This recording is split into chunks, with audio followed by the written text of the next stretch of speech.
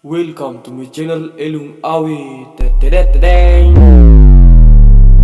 Halo guys, welcome to my channel Elung Awi. Jadi bicara bahasa Sasak, kita tidak terlepas dari Pulau Lombok karena Pulau Lombok itu memakai bahasa Sasak ya guys.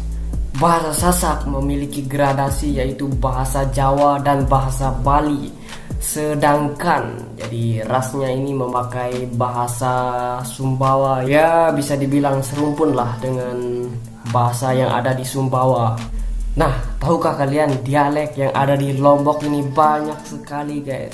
Satu kabupaten saja dialeknya beda-beda guys. Ya, saya berada di Lombok Utara, jadi Kabupaten Lombok Utara banyak sekali dialeknya guys. Bahkan di desa saya atau di dusun saya Karanganyar ini, jarak 500 meter ke dusun sebelah itu dialeknya beda guys. Jadi that's it.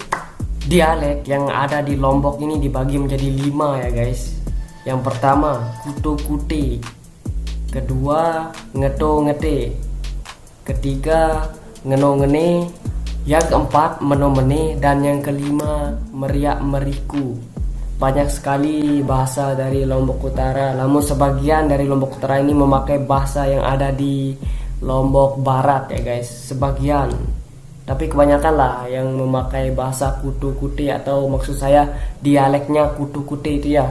Nah, reaksi orang Lombok Barat, Lombok Tengah, Lombok Timur jika mendengar bahasa yang ada di KLU ini, yaitu dialek keto-kete, pasti mereka bilang, kok bahasa planet sih? Apa itu artinya?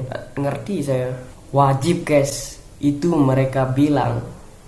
Iya kan? Ya, saya sebagai orang KLU tahu lah kalau masalah begituan sering dibilang, kok kamu bahasa planet sih? Ya, saya kan tinggal di planet Pluto. Nah, selain dialek, berbicara bahasa Sasak juga memiliki tingkatan ya guys. Tidak sembarang kita menggunakan bahasa Sasak jika berkunjung ke Lombok. Jika kita pelajarin bahasa yang ada di sini, tidak sembarang guys. Di sini itu tingkatannya beda-beda. Nah, tingkatannya itu dibagikan menjadi 3, yaitu yang pertama bahasa halus utami, yang kedua bahasa Sasak Madya yang dipakai orang sehari-hari ya guys, yang ketiga bahasa Sasak biasa yang kita dengar-dengar itu. Tapi poin yang ketiga, Sasak biasa ini biasanya banyak yang bilang, kok kasar sih ya. Jadi ketika saat kita mendengar orang lain ngomong bahasa Sasak biasa ini, jadi kita ngerasa beda gitu guys, nggak sopan ya. Nah, saya akan berikan contoh ini sekitar 2 kata lah. Yang pertama iya, itu bahasa Sasaknya ao.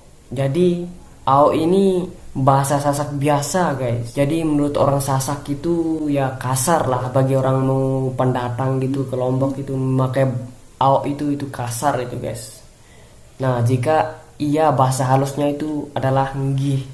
Nah, itu lebih sopan. Jika orang Lombok mendengar kata nggih itu, bagi orang yang pendatang baru memasuki kehidupan di Lombok inilah kita bilang dulu. Kebanyakan orang yang berasal dari pulau lain ingin mempelajari bahasa Sasak, pasti mereka mendengar orang yang ngomong bahasa Sasak berbicara ao-ao itu, ya emang artinya iya, tapi mereka tidak pantas ya guys.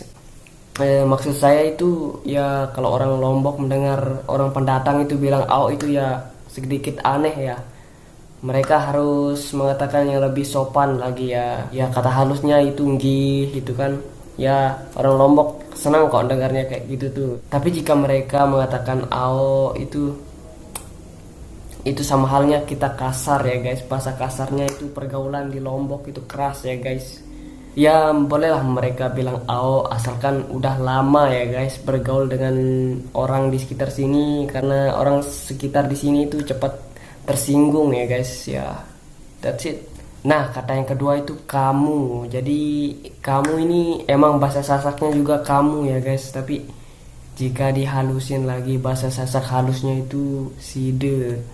Nah, harus ini bagi pendatang nih, biasanya mahasiswa-mahasiswa yang kuliah di Mataram itu banyak yang bilang beto balik kamu ya. Ya emang kamu artinya bahasa Sasak itu kamu ya.